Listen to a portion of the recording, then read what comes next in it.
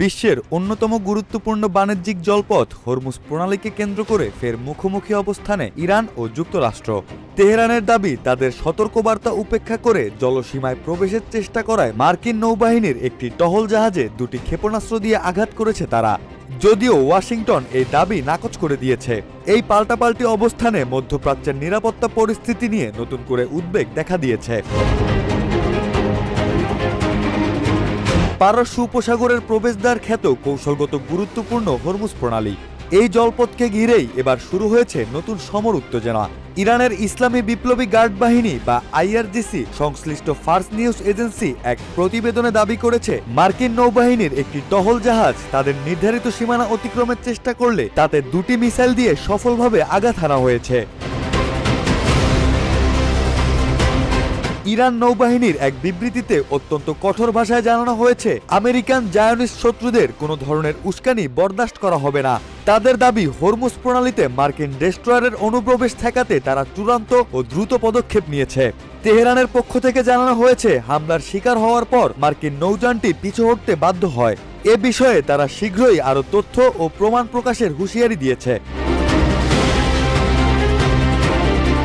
তবে ইরানের এই সামরিক অভিযানের দাবিকে পুরোপুরি নাকচ করে দিয়েছেন মার্কিন প্রশাসন। এক্সিওসের গ্লোবাল অ্যাফেয়ার্স করেসপন্ডেন্ট বারাক রাভিডের বরাত দিয়ে জানানো হয়েছে, পেন্টাগন এমন কোনো হামলার খবর পায়নি। যুক্তরাষ্ট্রের দাবি, তাদের কোনো জাহাজে আঘাত করা হয়নি এবং তেহরান কেবল মনস্তাত্ত্বিক চাপের অংশ হিসেবে এমন খবর প্রচার করছে। মূলত কয়েকদিন ধরেই হরমুজ প্রণালীতে ইরানের অবরোধের চেষ্টা নিয়ে দুই দেশের মধ্যে উত্তেজনা তুঙ্গে ছিল। ইরান যখন এই রুট দিয়ে চলাচলকারী জাহাজগুলোর ওপর কড়াকড়ি আরোপ করেছে, তখন যুক্তরাষ্ট্র ঘোষণা দিয়েছিল তারা বাণিজ্য জাহাজগুলোকে সামরিক পাহারায় এই পথ পার করে দেবে। ওয়াশিংটনের এই চ্যালেঞ্জের পরেই আজকের এই সরাসরি সংঘাতের খবর সামনে এলো। আন্তর্জাতিক বিশ্লেষকদের মতে, হরমুজ প্রণালী দিয়ে বিশ্বের প্রায় 20% জ্বালানি তেল পরিবাহিত হয়। ফলে এই জলপথে সামান্য অস্থিরতাও বিশ্ববাজারে তেলের দামে বড় ধরনের প্রভাব ফেলতে পারে।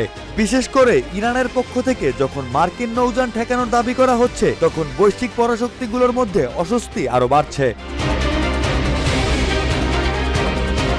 সাম্প্রতিক এই ঘটনা ওয়াশিংটন ও তেহরানের দীর্ঘদিনের কূটনৈতিক ও সামরিক দ্বন্দ্বে নতুন মাত্রা যোগ করল। একদিকে ইরানের ক্ষেপণাস্ত্র সক্ষমতার জানান দেওয়া, অন্যদিকে যুক্তরাষ্ট্রের অস্বীকার। সব মিলিয়ে পারস্য উপসাগর এখন এক বারুদের স্তূপে পরিণত হয়েছে। পরিস্থিতি সামাল দিতে আন্তর্জাতিক সম্প্রদায় কি ভূমিকা নেয়, সেটি এখন দেখার বিষয়।